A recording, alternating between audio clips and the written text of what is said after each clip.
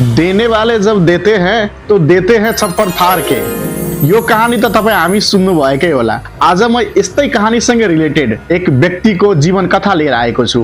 हो, आज म कुरा गर्दैछु जनकपुरको एउटा सामान्य घरमा जन्मेकी 6 जना सन्तान मध्ये साइली छोरी जुन आज देशको उपसभामुखसम्म पुगेकी छिन्। आउनुस्, आज म रुबी कुमारी ठाकुरको बारेमा केही कुरा गर्न गइरहेको छु। तपाईहरुले हेरिरहनुको यो भिडियोमा कति व्यक्तिलाई त यी कुरा सामान्य लाग्छ। फलानुको छोरी अस्ट्रेलिया गइन्, फलानुको छोरी अमेरिका गइन्, फलानुको छोरी फलानु पोस्टमा छन्, फलानुको छोरी चिलानो पोस्टमा छन्।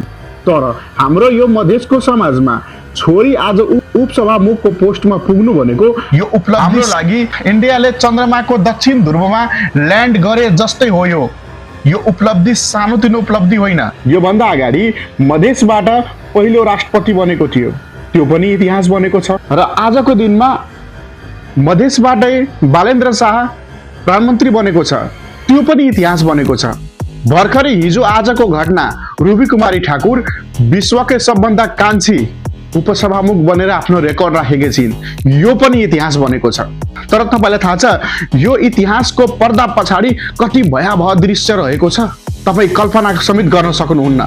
जनकपुर 14 को मुजलिया गाउँमा जन्मेकी सामान्य घरमा रहेकी रुबी कुमारीको जीवन कथा आज म यहाँ स्पष्ट गर्न चाहन्छु। रुबी कुमारी ठाकुर जनकपुर 14 मा रहेको मुजलिया गाउँमा बुवा सोगराज ठाकुर, आमा रेणुका ठाकुरको साइली सन्तान हुन्। उनका बुवाले कपाल काट्ने पेसाबाट 15 देखि 20 हजार ल्याएर 6 वटा सन्तानलाई पाल्न एकदमै गाह्रो भइरहेको थियो। आमाले घरमा घरको काम गरिरहेको छिन् भने गाई भैँसी पनि पालन गर्दै थिइन्। र अहिलेको समयमा तपाईँ हामी आफै सोच्नुहोस्, 15-20 हजार रुपियाँले 6 जना छोराछोरी बुवा आमा 30 जनालाई कसरी के गर्न सकिन्छ? न गुणस्तर उपचार गर्न सकिन्छ, न शिक्षा दिन सकिन्छ। आजको समयमा तपाईँ हामी सबैलाई थाहा छ शिक्षा कति महँगो भएको छ। तर त्यही बुवाले त्यही सङ्घर्ष, त्यही छोराछोरीको सपनालाई आँखामा राखेर आँसु बगाउँदै त्रिभुवन इन्टरनेसनल एयरपोर्टबाट साउदी अरेबिया गएका हुन्।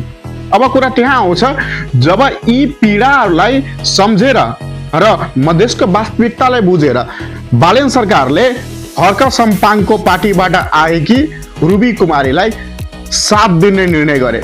अहिले धेरै व्यक्तिले लागिरहेको छ नयाँ सरकार बिना एक्सपिरियन्सको केही पनि काम गर्दैन, केही पनि काम गर्न आउँदैन, राजनीतिको र पनि जानेको छैन।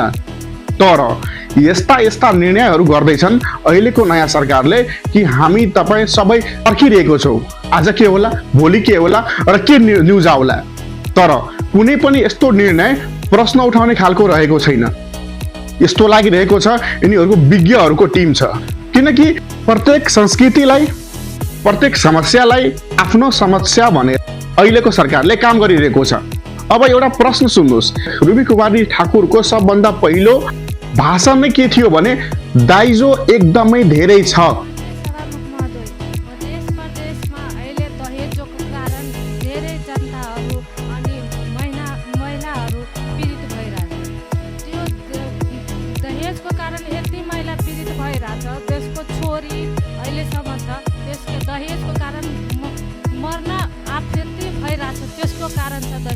मधेसमा यो यस्तो हुनु हुँदैन, हामी सबैलाई थाहा पनि छ। तर जुन दिनदेखि यसको विरुद्धमा कडा नियम आउँदैनन् तबसम्म हाम्रो मधेसमा त्यो परिवर्तन हुँदैन। अशिक्षा छ, तपाईँ हामी सबैलाई थाहा छ।